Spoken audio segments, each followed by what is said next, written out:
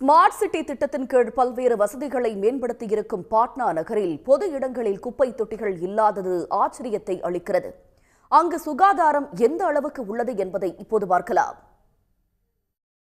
பீகார் மாநில தலைநகர் பாட்னாவில் 20 லட்சத்துக்கும் அதிகமானோர் வசித்து வருகின்றனர்.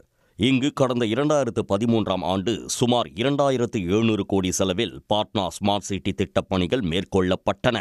அதன் மூலம் அகலப்படுத்தப்பட்ட சாலைகள், பூங்காக்கள், மைதானங்கள், நடைபாதைகள் போன்றவை அமைக்கப்பட்டன.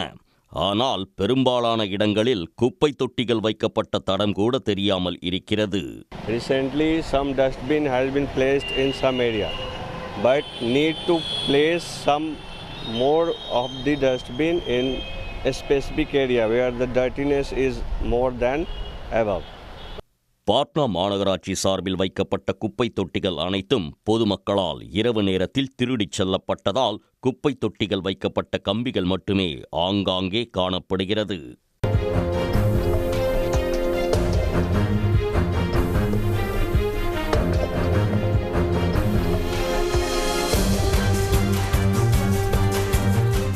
हर जगह डस्टबिन उपलब्ध कराया, बट कुछ जगह पर जहां पब्लिक मोमेंट नहीं है वहां पर यहां के पब्लिक लोग उठा करके अपने घर के यूज के लिए लेकर चले जाते हैं, और जहां पब्लिक मोमेंट ज़्यादा है वहां पर रहता है, और जहां पब्लिक मोमेंट कम है वहां से लोग लेकर के चले जाते हैं.